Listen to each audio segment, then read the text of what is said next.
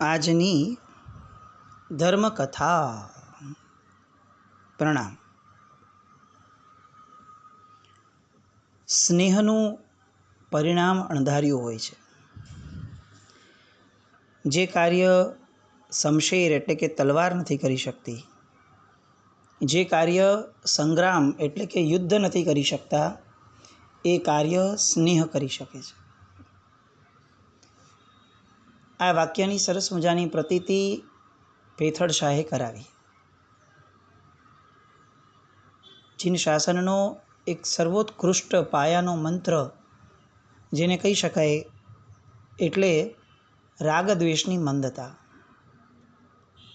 પેથડ શાહે ઈચ્છ્યું હોત તો દેવગિરી સાથે બીજી અનેક રીતે અનેક પદ્ધતિથી આ જિનાલય માટેના પ્રયત્નો એ કરી શક્યા હોત, પરંતુ પેથડ શાહ પરમાત્માના શાસનને પચાવેલા શ્રાવક હતા.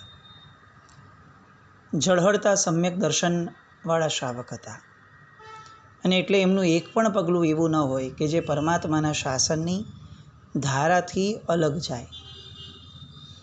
એ કદાચ ખોટું કરી શકે પણ ખરાબ ન કરી શકે. અને એના કારણે હેમાદ્રી મંત્રી અંતે પીગળ્યા અને બ્રાહ્મણોના જબરદસ્ત પક્ષપાતી એવા હોવા છતાં પણ એમને દેવગિરીની અંદરમાં જિનાલય માટે પોતાની તરફથી એક પણ અવરોધ ઊભો નહીં કરે અને પૂર્ણ સહયોગ આપશે એવું વચન આપ્યું. પેથડ શાહ અને હેમાદ્રી મંત્રી વચ્ચે મૈત્રી સધાણી, અને મૈત્રી હોય ત્યાં કોરે કોરા પાછા જઈ શકવાની શક્યતા ન હોય. અને એટલે પ્રથમણી ઝાંઝણ શાહના પત્ની, આ બધાને એવું લાગ્યું કે આ અંકુરમાંથી મૂળ બંધાયું અને મૂળમાંથી શાખા અને પ્રશાખાઓ નીકળશે, અને પછી જે ફૂલ અને ફળ મળશે એ અણધાર્યા હશે. આ આટલી સરસ મજાની યાત્રા જે આજથી શરૂ થવાની છે જિનાલયના નિર્માણની, એ યાત્રાને આમ કોરી ન જવા દેવાય. આવા મોંઘેરા વ્યક્તિને મહેમાન બની અને ન રખાવીએ ઘરમાં તો રાજનું ગૌરવ લાજે. અને મંત્રીશ્વર પેથડ શાહે પોતાના મિત્રને આખું માંડવગઢ બતાવ્યું. શત્રુંજય અવતારનું એ ભવ્ય જિનાલય એ બતાવ્યું.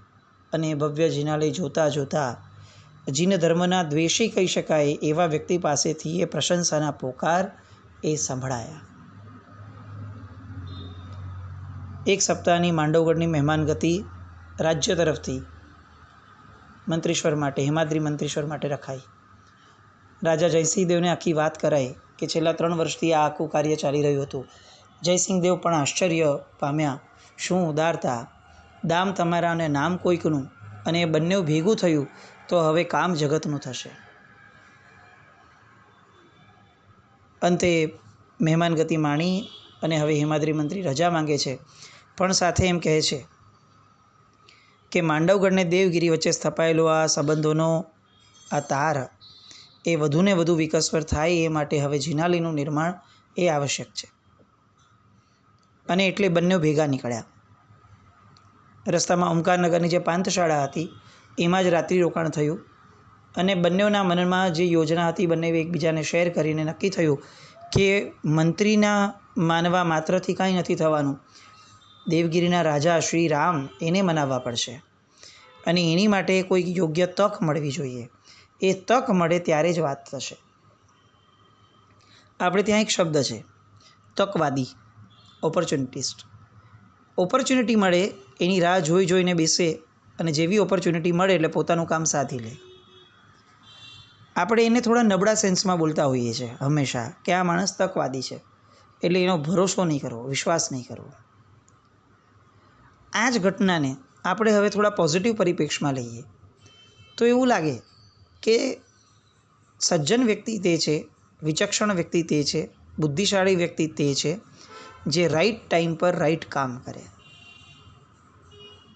પેલો તકવાદી પણ એ જ કરતો હોય છે, અને બુદ્ધિશાળી સજ્જન વ્યક્તિ પણ એ જ કરતો હોય છે. પણ એકને નબળો ચિતરાયો છે અને એકને સજ્જન અને બુદ્ધિશાળી ચિતરાયા. ફરક કેમ?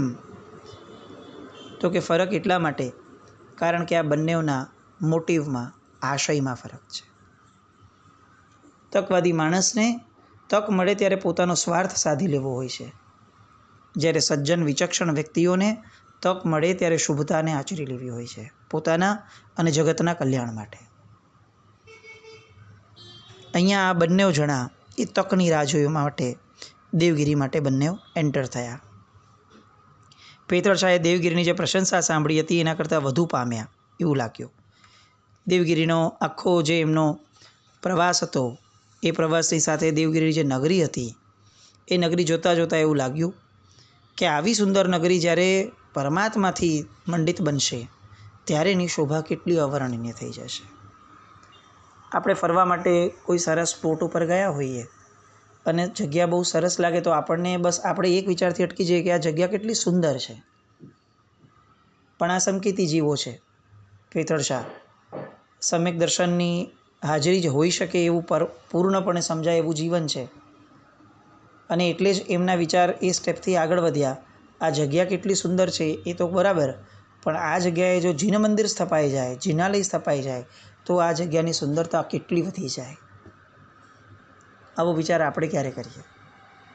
કેટલી જગ્યાઓએ આપણે ફરવા જઈએ ત્યારે 5, 6, 7, 8, 10 દિવસ માટે જઈએ, એક પણ જિનાલય આજુબાજુમાં ન હોય, 10-15 દિવસ પરમાત્માના દર્શન વગર આપણે કાઢવા પડે એવી સ્થિતિ હોય.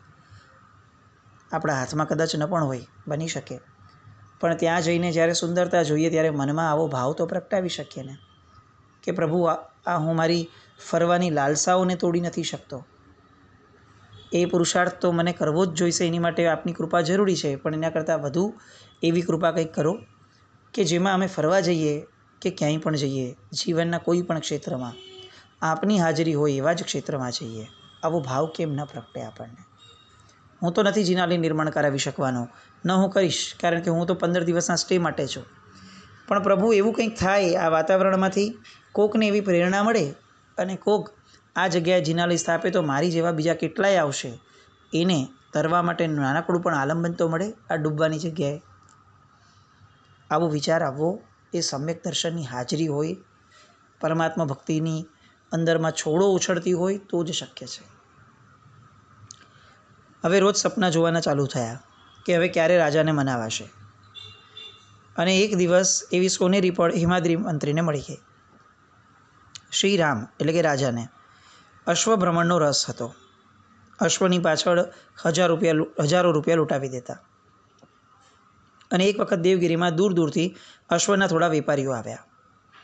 એમણે મહારાજાને વિનંતી કરી કે મહારાજા, અમારી પાસે કદાવર અશ્વો છે, શાલિહોત્રે રચેલા અશ્વશાસ્ત્ર, એના આધારે અમે આ જાતિવંત અશ્વો તૈયાર કર્યા છે.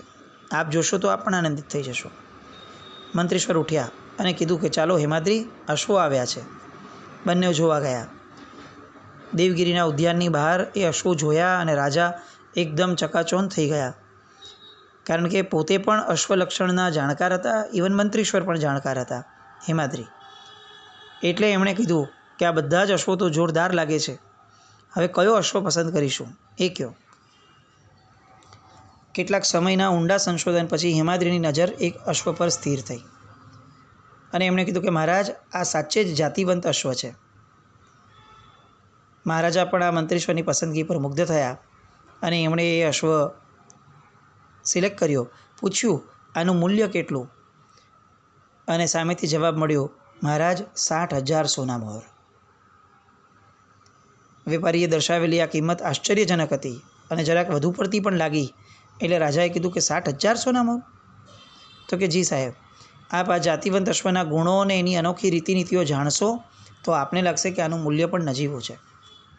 જુઓ, આ અશ્વના શરીર ઉપર 10-10 આવર્ત છે, જે ભાગ્યે જ કોઈ અશ્વમાં જોવા મળે.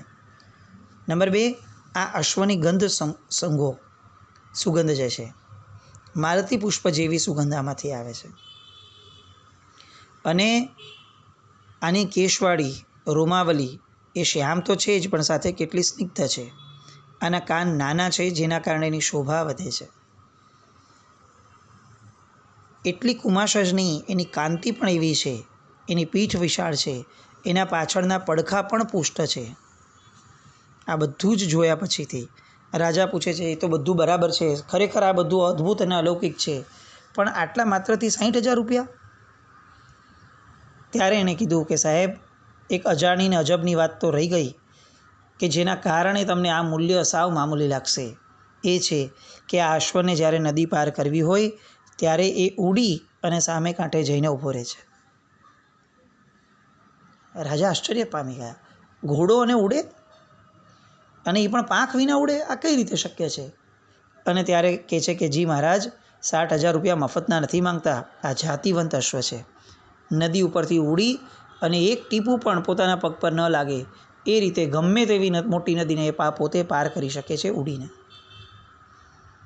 મહારાજા આફરીન પોકારી ગયા. કોષાધ્યક્ષને કહી દીધું, અમને નાણાં ચૂકવી દો, અને અશ્વ પર સવાર થઈને નગરમાં આવ્યા. આખું નગર આ અશ્વને આનંદિત થઈ અને જોઈ રહ્યું હતું. 1-2 દિવસ ગયા. રાજાને વનભ્રમણ કરવાની ઈચ્છા થઈ. એમના મનમાં હજી પણ આ વાત બેસતી ન હતી કે આ અશ્વ ઉડી શકતો હશે.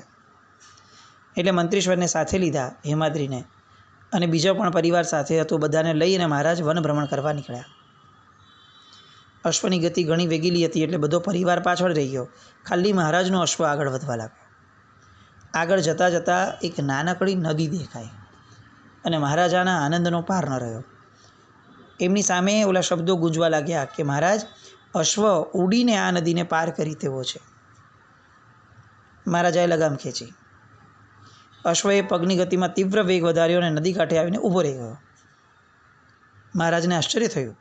એમણે લગામ જોરથી ખેંચી, પણ અશ્વ સ્થિરનો સ્થિર જ રહ્યો. મહારાજે ફરીથી પ્રયત્ન કર્યા, પણ અશ્વ હલ્યો નહીં. અને એટલે મહારાજના મનમાં એવું લાગ્યું કે લો, આ વેપારીઓએ મને ઠગ્યો. અશ્વ તે કંઈ કદી ઉડતા હશે? હું નક્કી છેતરાયો. અને ત્યાં જ પાછળથી મંત્રીશ્વરનો અશ્વ આવ્યો અને એ બોલ્યા કે મહારાજ, આપ ઠગાયા નથી.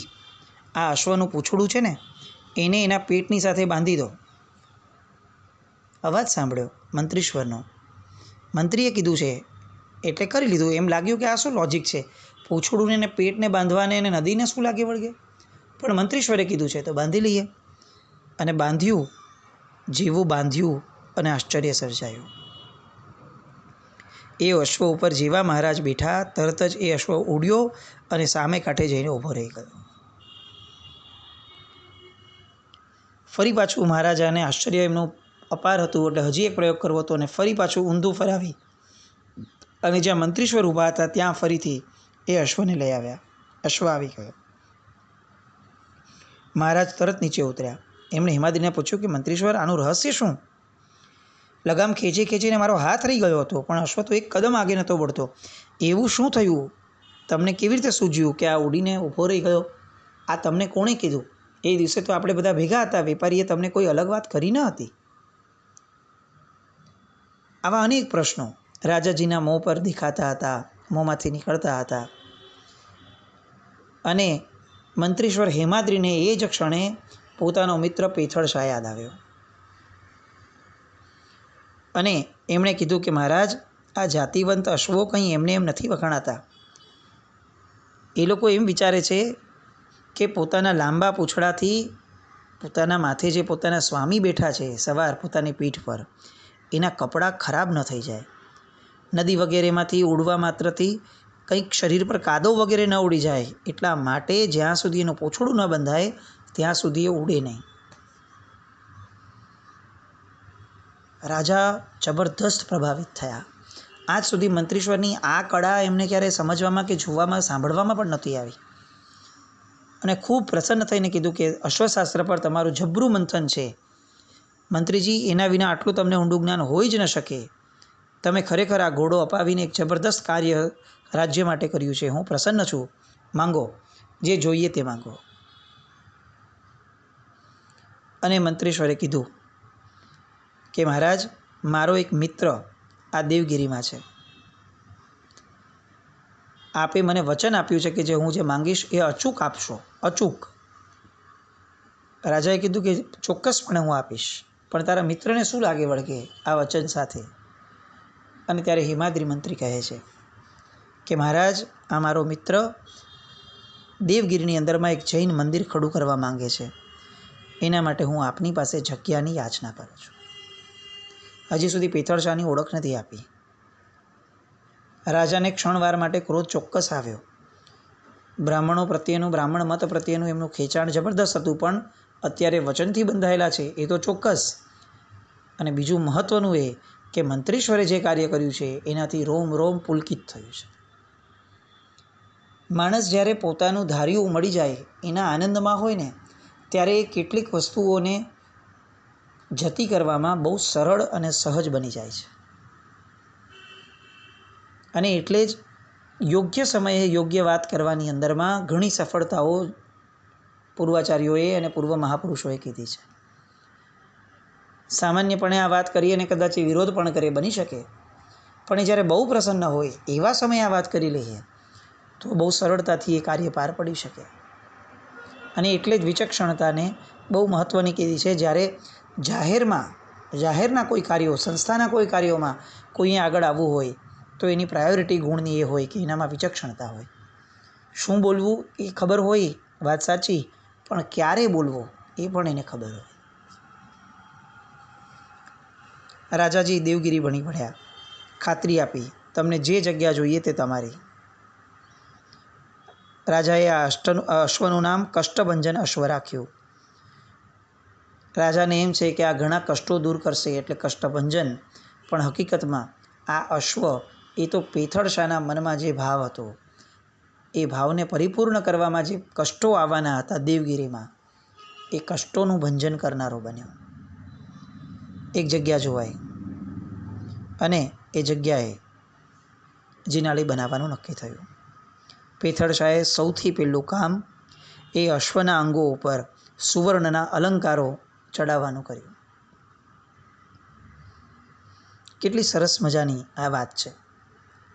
જેના થકી, જે નિમિત્ત થકી પરમાત્માનું શાસન અહીંયા પ્રભાવના પામવાનું છે, એ નિમિત્તને પણ જ્યાં સુધી આપણે વધાવીએ, શણગારીએ કે અહોભાવથી પૂજીએ નહીં, ત્યાં સુધી આપણા આ ઋણ સ્વીકારમાં કચાશ ગણાય.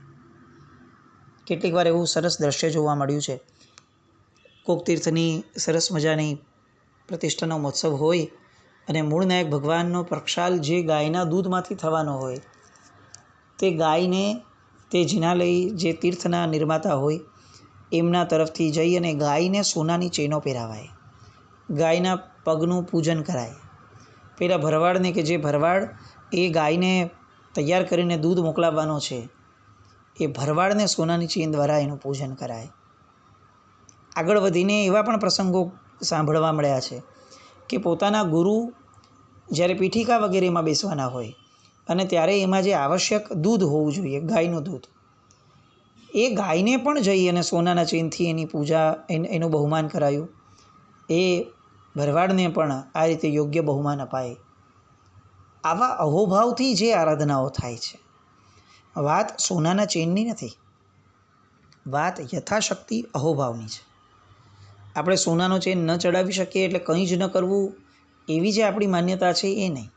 મારી શક્તિ પ્રમાણે 101 શક્ય છે તો શક્તિ ગોપવ્યા વિના હું અહોભાવ વધે એવું કાર્ય કરું, પણ હું ઋણ સ્વીકારતો દરેક વ્યક્તિનો કરું. આવો ભાવ હોવો જ જોઈએ. પેથળ શાહે આ સરસ મજાનું કાર્ય પેલા કષ્ટભંજન શ્વાનને સુવર્ણના અલંકાર ચડાવવાનું કર્યું. અને હવે હેમાદ્રી મંત્રીએ પેથળ શાહને પોતાના મિત્ર તરીકે ઇન્ટ્રોડ્યુસ કર્યા રાજાની પાસે. દિવસો વીત્યા. એકવાર બહુ જ પ્રેમથી બંને બેઠા હતા. રાજ્યસભામાં પ્રવેશ લીધો અને શ્રી રામ ઊભા થયા અને એમણે ઓળખ માંગી, ખરેખર તમારી ઓળખ શું છે? અને ત્યારે એમણે કીધું કે માંડવગઢનો એક અદનો નાનકડો મંત્રી છું અને પેથળ શાહ છે. આવું જાણતા જ રાજા પોતાની જગ્યાએથી ઊભા થયા, પેથળ શાહને આલિંગન આપ્યું. પેથળ શાહે અણમોલ ભેટણું રાજાના ચરણે ધર્યું અને કહ્યું કે આ ભેટણાનો થાળ એ માત્ર થાળ જ ન હતો, પણ જાણે માંડવગઢના વૈભવને રહેવાનું એક ઘર છે. કિંમતી સુવર્ણ મુદ્રાઓની ઢગલી ખૂબ ઊંચી છે, પણ એની પર મંગલનું જે ચિહ્ન શ્રીફળ ધરવામાં આવ્યું છે, એ શ્રીફળ એટલા માટે આપને ધરું છું કારણ કે મંત્રીશ્વર અને તમે આજથી અમારા થયા. અને રાજાએ ત્યારે એમ કીધું છે કે મંત્રીશ્વર, તમે હેમાદ્રીના ભાઈ થયા, એના મિત્ર છો. એટલે હવે તમારે ભેટણું ન ધરવાનું હોય, મારે એનો સ્વીકાર ન કરવાનો હોય. તમને મન દુઃખ ન થાય એટલે હું શ્રીફળ સ્વીકારું છું, પણ બીજું બધું જ મારા માટે નિર્માલ્ય છે.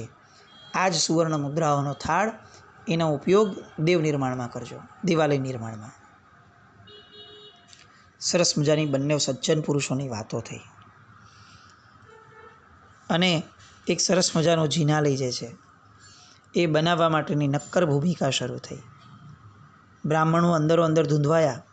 એમની સત્તા સામેથી જઈ રહ્યો એવું એમને લાગતું હતું, અને એમની આંખ કોઈને કોઈ છિદ્ર ગોતવા માટે મથી રહ્યા હતા.